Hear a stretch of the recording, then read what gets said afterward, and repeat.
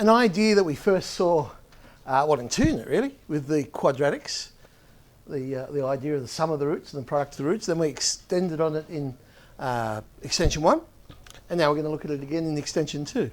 So for any polynomial, so in extension 1 we pretty much stopped at quartics, but we can generalise it for anything. The sum of the roots one at a time will always be minus b on a. Now that is providing, of course, you make the leading coefficient a and then go down b, c and so on. Okay? So it'll always be minus b on a. 2 at a time will always be c on a. 3 at a time will always be minus d on a. 4 at a time will always be e on a. And if I wanted to keep going, I could. 5 at a time would be minus f on a. 6 at a time would be g on a, and so on. So basically it alternates plus minus, depending on how many roots that we've got. So we pretty much didn't look further than a quartic in extension 1, and we pretty much don't go much further than a quartic in extension 2 either, to be honest. So let's have a look at some other ideas. Remember, this idea was very handy when we wanted to find the sum of the roots squared, so alpha squared plus beta squared. And what we did was we rearranged our perfect square formula. And we said, well, we could rewrite that to be alpha plus beta all squared minus 2 alpha beta. That also generalises.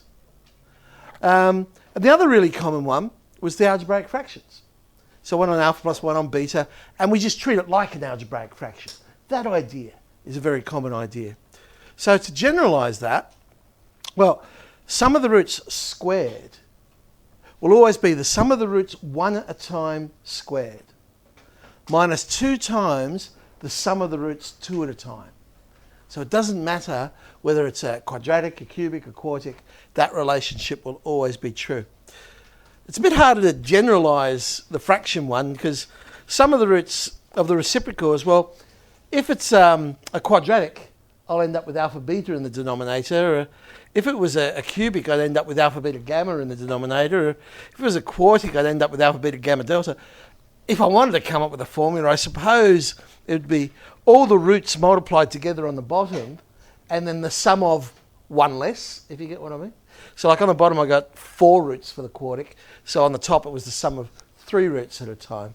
For the cubic I've got 3 roots on the bottom, so on the top of the fraction, sum of 2 roots at a time. It's probably just easier to treat it like a piece of algebra and just create an algebraic fraction. So let's have a look at some. A cubic. Well, hopefully they give us some gift marks at the start and they'll just ask us the 3 basic ones. So 1 at a time, 2 at a time, 3 at a time. And even if they don't ask us, it's usually good to work them out. We're probably going to use them somehow anyway. And oh, isn't that nice? 2, 3, 4. What a lovely little pattern. And so, okay, there's that common question. So in this case, what they're asking there is alpha squared plus beta squared plus gamma squared. But we know that's going to be the sum of the roots 1 at a time all squared minus 2 times the sum of the roots 2 at a time.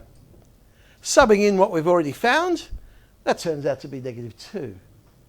Now this is where it gets interesting. This is where extension 2 kicks in. What about if I wanted to do the sum of the roots cubed? Now I could try and create a formula like I did for squared, but there's a better way. Because alpha is a root of this equation. So I know if I substitute in alpha, I'll get alpha cubed minus 2 alpha squared plus 3 alpha minus 4, and it must be equal to 0, because it's a root of the equation. But I could have done that for beta, and I could have done that for gamma. And if I treat that like simultaneous equations, look what happens. I get sum of the roots cubed minus 2 times the sum of the roots squared plus 3 times the sum of the roots 1 at a time minus 12. It's basically the equation. The only difference is where I didn't have a pronumeral, see it was minus 4, it became minus 12 because there were 3 equations I ended up writing down, so that constant ended up being multiplied by 3. So if I remember that, I don't need to write all this down straight away. I can just go bang, oh okay, I'll sub it straight in. Sum of the roots cubed, sum of the roots squared, sum of the roots, and then 4 times 3 is 12. And then we can substitute in what we know. Well, I've rearranged it. Now I'll substitute in what I know, and the answer turns out to be 2. I suppose the only downside of this is, in order to work out the sum of the roots cubed, I need to know the sum of the roots squared, the sum of the roots one at a time. But I can continue using that idea, because the sum of the roots to the power of 4, well, this must be true. Because remember, we wrote down before that alpha cubed minus 2 alpha squared plus 3 alpha minus 4 was equal to 0. So clearly, if I multiply both sides by alpha, it's still going to be true. And so now I get my alpha to the power of 4 and so on. And so just like the other one, I can go, oh, well, hang on. I could have done that for beta. I could have done that for gamma. And I'll add them all up. Notice here, though, because I've multiplied by alpha, I don't have a constant term anymore. And so I didn't have that problem of changing the constant to minus 12. It's only when we have a constant term we have to multiply it by the number of roots that we have. So I can rearrange this formula, substitute in what we've worked out, and there's my answer, 18. But again, the downfall is, in order to work out the power of 4, I had to have worked out the power of 3, the power of 2, and the power of 1. So basically with that one, before I move on to this next example, is rewrite the equation. That's all you're really doing. But instead of saying x cubed, you're writing sum of alpha cubed. And you just do that for each pronumeral. If it's a constant, then when you're writing it down, multiply the constant by the number of roots.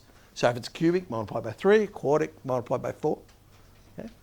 If the power that you're trying to find is larger, then just make the leading term. So let's say, for example, in this last one, I had said the sum of alpha to the power of, oh, I don't know, let's pick a crazy number. Give me a number. 21. What was it, 21? Yeah. Okay. So we want to find the sum of the roots of alpha to the power of 21.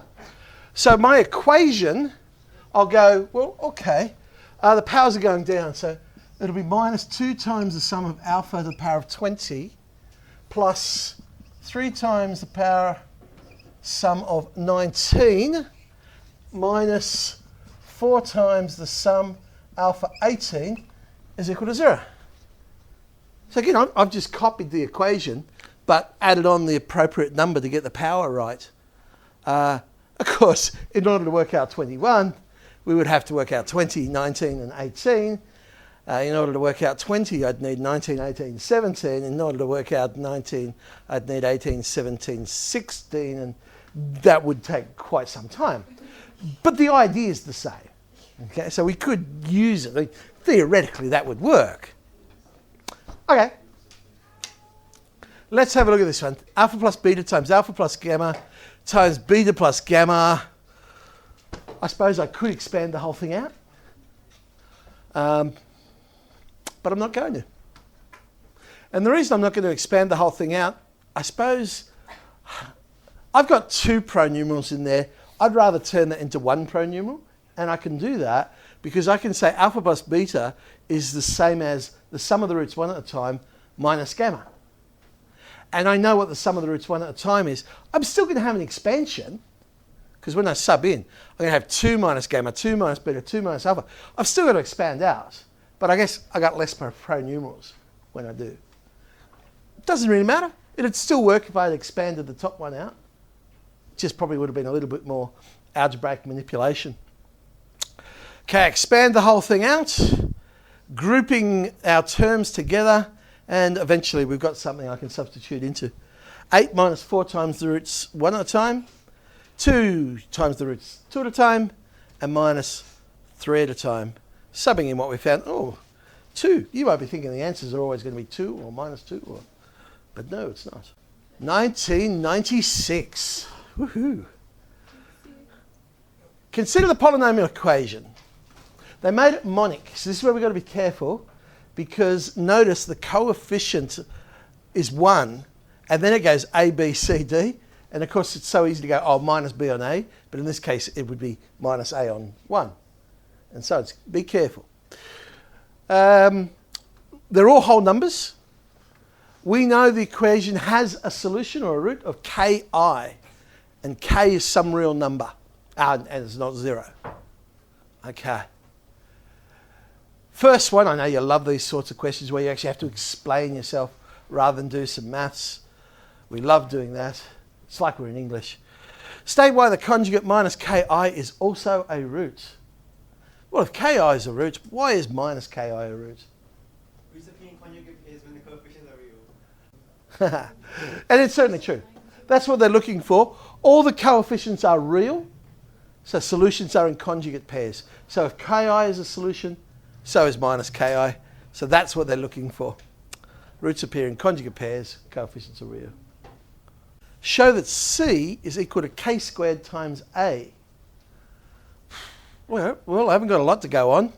But what I do now know is that one of the roots was ki, one is minus ki, so I know it'll factorise like that, which must leave me with some quadratic. I've called it x squared plus px plus q. If I expand the right-hand side out and then equate the coefficients, I can come up with some relationships. So I know that p must equal a, coefficients of x cubed. Q plus k squared is b. K squared p is equal to c. K squared q is equal to d. You probably could have got those same ones with playing some of the roots one at a time, two at a time, and so on. Could have got the same results. Now, we want to get, where is it? C is equal to k squared a. We're probably not going to use all four of those. Which ones were... I can see it. Can anyone else see it? Yeah, look at that. We know P is equal to A, and so now we can just sub into the third one. So if we substitute the first one and the third one, there it is straight away. K squared A is equal to C. They also want us to show that C squared plus A squared D is ABC. Okay. Well, let's have a look at the ones we didn't use in that last one. Q is equal to B minus K squared. And if I sub that into the fourth one, I get K squared outside of B minus K squared is D. Yeah, still haven't got C's and A's, have I? So B K squared minus K to the 4 is D. But hang on. We just proved, what was it? K... Yeah. So I can replace my K squareds with A's and C's by rearranging that. And so K squared turns out to be C on A if you rearrange what we just proved. So if I substitute in C on A for K squared, so then for K to the power of 4, substitute in C squared on A squared. And then multiply out, I think we've got it. Just got to move some terms around, and there's our result. So it's just playing with the algebra, really. Now, if 2 is also a root of the equation and b is equal to 0, show that c is an even number. Whoa. So, okay. We now know 3 of the roots. We know ki is a root. We know minus ki is a root. They're now telling us 2 is a root. The fourth one I don't know. I'm just going to call it alpha. So they're the 4 roots of our quartic. Now, as the other 3 roots are all integer multiples, remember all those, it's monic, all the coefficients were integers, so I know all these roots are going to be integer multiples. The sum of the roots is also going to be an integer. It basically means the other root has got to be an integer as well. So minus ki, 2, all got some conjugates there that'll cancel. There's the sum of the roots 2 at a time. That basically comes up with k squared is equal to minus 2 alpha. We're trying to show what? C is even and B is 0. Okay. Now, we said C was equal to k squared A. So I can now say C is minus 2 alpha times A. Well, that proves C is even, because it's got a factor of 2. Anything with a factor of 2 has got to be even. So I could write that as 2 times something. I'll call it m. So alpha A, they're all integers, so I know m's an integer. Thus C is an even number and is divisible by 2. Oh, my mistake. I thought we had to prove B was equal to 0. We don't have to prove B. That was a condition they gave us. I'm thinking, how am I going to prove B equal to 0? I can't do that. So, no, they told us B was equal to 0. All right. So, Patel, questions 1 to 9.